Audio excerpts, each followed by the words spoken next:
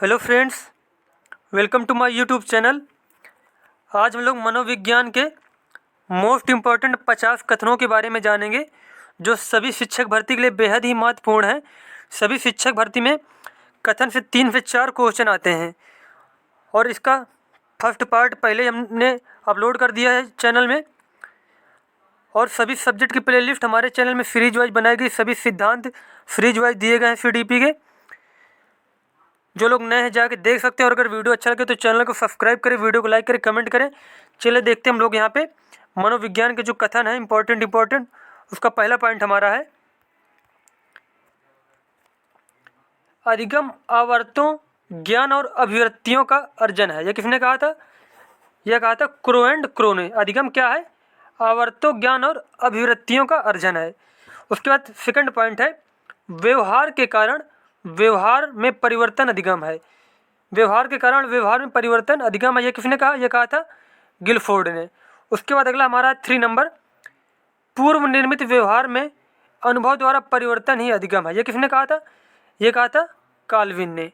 उसके बाद अगला देखते हैं हम लोग, 4th नंबर हमारा है स्थानांतरण निश्चित परिस्थितियों में निश्चित मात्रा में हो सकता है। यह किसने कहा? यह कथन है रायबर्न का। उसके बाद अगला कथन हमारा है प्रेरणा कार्य को प्रारंभ करने, जारी रखने और नियमित रखने की प्रक्रिया है। प्रेरणा क्या है? कार्य को प्रारंभ करने, जारी रखने और नियमित रखने की प्रक्रिया है। ये किसने कहा था? ये कहा था गुड ने। उसके बाद अगला हमारा 6 नंबर किसी बात को अच्छी तरह याद रखने के लिए अच्छी तरह सीख लेना, आधी से ज़्यादा लड़ाई जीत लेना है। ये किसने कहा? ये कहा था गिलफोर्ड ने। उसके बाद अगला हमारा है नई बातों को सीखना पुरानी बातों में बाधा डालना है तथा पुरानी बातों को याद करना नई बातों को सीखने में बाधा डालना है। यह कथन किसका? यह कथन है वुडवर्थ का। उसके बाद अगला हमारा है 8 नंबर मनोविज्ञान व्यवहार का निश्चित या शुद्ध विज्ञान है। मनोविज्ञान क्या है? व्यवहार का निश्चित या शुद्ध विज्ञान है। यह किसने कहा था? यह कहा था वाटसन ने। उसके बाद अगला है मनोविज्ञान मानव प्रकृति का अध्ययन है। यह किसने कहा? यह कहा था बेरिंग ने। उसके बाद अगला हमारा है 10वां नंबर मनोविज्ञान वातावरण के संपर्क में होने वाले मानव व्यवहारों का विज्ञान है। मनोविज्ञान क्या है? वातावरण के संपर्क में होने वाले मानव व्यवहारों का विज्ञान है। ये किसने कहा? ये कहा था वुडवर्थ ने। उसके बाद अगला हमारा है 11 नंबर, यहाँ पे मिस्टेक हो गया है, मनोविज्ञान आचरण एवं व्यवहार का विज्ञान है। मनोविज्ञान आचरण एवं व्यवहार का विज्ञान है। ये किसने कहा? ये कहा था मैकडुगल ने। उसके बाद अगला पॉइंट हमारा है मनोविज्ञान मानव व्यवहार और मानव संबंधों का अध्ययन है। मनोविज्ञान क्या है? मानव व्यवहार और मानव संबंधों का अध्ययन है। यह किसने कहा? क्रो एंड क्रो ने। उसके बाद अगला है मनोविज्ञान व्यवहार और अनुभव का विज्ञान है। मनोविज्ञान क्या है? व्यवहार और अनुभव का विज्ञान है। यह किसने कहा? यह कहा स्किनर ने। उसके बाद नेक्स्ट हमारा है 14 नंबर आधुनिक मनोविज्ञान का संबंध व्यवहार की वैज्ञानिक खोज से है। यह कथन है मन का। उसके बाद अगला है अधिगम व्यवहार में उत्तरोत्तर सामंजस्य की प्रक्रिया है। यह कथन है स्किनर का। उसके बाद नेक्स्ट है 16 नंबर व्यवहार के कारण व्यवहार में परिवर्तन ही अधिगम। यह किसने कहा? गिलफोर्ड ने। 2 बार लग रहा है प्रिंट हो गया है। उसका 17 नंबर है नवीन ज्ञान और नवीन प्रक्रियाओं को प्राप्त करने की प्रक्रिया ही अधिगम है। नवीन ज्ञान और नवीन प्रक्रियाओं को प्राप्त करने की प्रक्रिया ही अधिगम है। ये कहा वुडवर्थ ने। उसका नेक्स्ट है हमारा 18 नंबर अनुभव और प्रशिक्षण द्वारा व्यवहार में परिवर्तन ही अधिगम है। अनुभव और प्रशिक्षण के द्वारा व्यवहार में परिवर्तन ही अधिगम है। यह कथन है गेट्स व अन्य। उसके बाद अगला हमारा है बाल्यावस्था जीवन का अनोखा काल है। यह किसने कहा? कोल व ब्रूस ने। उसके बाद अगला हमारा 20 नंबर बुद्धि कार्य करने की एक विधि है। यह कहा था वुडवर्थ ने। उसके बाद नेक्स्ट है सीखने की शक्ति ही बुद्धि है। यह किसने कहा? यह कहा था बर्किंघम ने। उसके बाद अगला हमारा है 22 नंबर बुद्धि ज्ञान अर्जन करने की क्षमता है। बुद्धि क्या है? ज्ञान अर्जन करने की क्षमता। यह कहा था वुडरो ने। उसके बाद अगला हमारा 23 नंबर बुद्धि जीवन की नवीन समस्याओं के समायोजन की समान योग्यता। यह कथन है स्टर्न का। उसके बाद अलग देते हैं हम लोग 24 नंबर है बुद्धि पहचानने तथा सीखने की शक्ति है। यह कथन है गाल्टन का। बुद्धि क्या है? पहचानने तथा सीखने की शक्ति है। उसके बाद अगला 25 नंबर हमारा सत्य तथा तथ्य के दृष्टिकोण से उत्तम प्रक्रियाओं की शक्ति ही बुद्धि है। सत्य तथा तथ्य के दृष्टिकोण से उत्तम प्रतिक्रियाओं की शक्ति बुद्धि, यह कथन है थार्नडाइक का। उसके बाद अगला हमारा 26 नंबर, बुद्धि अच्छी तरह निर्णय करने, समझने, तर्क करने की योग्यता है, यह कथन है वर्ट का। उसका नेक्स्ट कथन हमारा है 27 नंबर, बुद्धि इन चारों शब्दों में निहित है, ज्ञान, आविष्कार, निर्देश और आलोचना। यह कथन किसका है?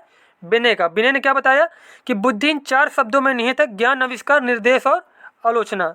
उसके बाद अगला कथन हमारा है व्यक्तित्व गुणों का समन्वित रूप है। व्यक्तित्व क्या है? गुणों का समन्वित रूप है, यह कथन है गिलफोर्ड का। उसके बाद नेक्स्ट देखते हैं हम लोग 29 नंबर हमारा है व्यक्तित्व के व्यवहार की एक समग्र विशेषता ही व्यक्तित्व है। व्यक्तित्व के व्यवहार की एक समग्र विशेषता ही व्यक्तित्व है, यह कथन है वुडवर्थ का। उसके बाद 30 नंबर हमारा है व्यक्तित्व व्यवहार प्रवृत्तियों का एक समग्र रूप है जो व्यक्तित्व के सामाजिक समायोजन में अभिव्यक्त होता है, यह कथन किसका है? विंग एवं हंट का। उसके बाद नेक्स्ट कथन हमारा है व्यक्तित्व व्यक्ति के जन्मजात तथा अर्जित स्वभाव, मूल प्रवृत्तियों, भावनाओं आदि का समुदाय, यह कथन है मार्टन का। उसके बाद नेक्स्ट देखते हैं हम लोग अभिप्रेरणा सीखने का सर्वोत्तम राजमार्ग है। ये किसने कहा? ये कहा था स्किनर ने। अभिप्रेरणा क्या है? सीखने का सर्वोत्तम राजमार्ग है। उसके बाद नेक्स्ट हमारा है 33 नंबर अभिप्रेरणा कार्य को आरंभ करने जारी रखने की प्रक्रिया, यह कथन किसका है? गुड का। उसके बाद अगला हमारा है 34 नंबर अभिप्रेरणा